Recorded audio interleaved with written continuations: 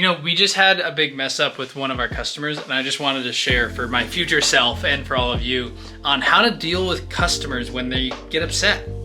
I'm Nathan Mins, I'm a professional speaker, so I do keynotes, workshops, and MC events all around the world, and this year I'll do 150 of those talks. Here's what happened. Oftentimes when you're doing big events, the conference organizers will want your slides like months or weeks at least in advance. That's so they can put all of the slides for the whole day in one slide, and it's super easy to just click through.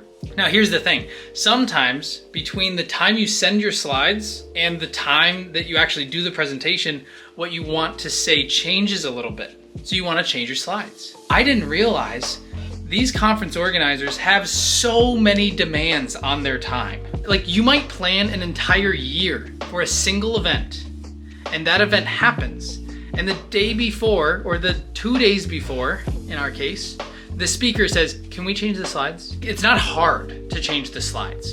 It's just that they've planned an entire year. And so right now, this is the highest pressure moment of the entire year, and now you have a speaker who's like, can you please stop doing what you're doing and change my slides? So you can see how it's just frustrating. The end result is we had a very sharp email from that client, and a sharp email that I think was fair. That email was basically like, hey Nathan, I just want you to know that you could have done this a couple days ago or a couple weeks ago, or at least you could have told me that this was a possibility. And then I would be less stressed now. I want to talk about how I responded, because how I responded changes the dynamic from client is really mad to client loves us, even when we mess up. I could have said, well, I mean, is it that big of a deal if they change? I mean, I hear you that it's a big deal to you, but I think we can just change it, right? But that doesn't make anybody happy. That makes everybody upset. I didn't do that, but that would make her mad. Instead, I used the yes and approach from improv and made this problem a huge deal. Because if I make it a big deal, then she won't have to. Because oftentimes we respond so big because we feel like we're not being heard. So I needed to make sure that she knew that she was being heard. So I said, yes, I hear you. I could have done this a couple days ago or even a couple weeks ago. I'm so sorry.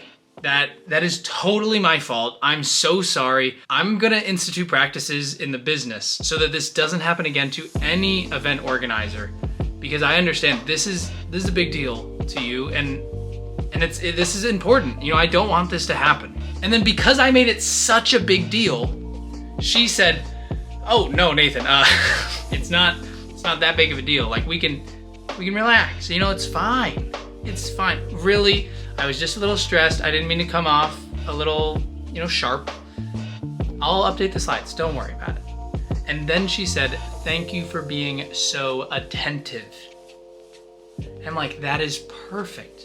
Because what I did is I made it a really big deal because I knew a client was upset. I don't want them to be upset. I want them to really enjoy working with me. So if I make it a 10 out of 10 on a problem scale, then she won't have to elevate it because she feels heard. In the end, when we complain to people, especially people we're paying, what we really want is to feel heard and feel like our voice matters in the decision. Here's a method for you. When someone is upset with you for anything, just make it a bigger deal. So much so that they know they are truly being heard, that you are listening to them and you are changing what you're doing. You're saying, yes, I hear you, and here's what I'm gonna do about it. Give it a shot.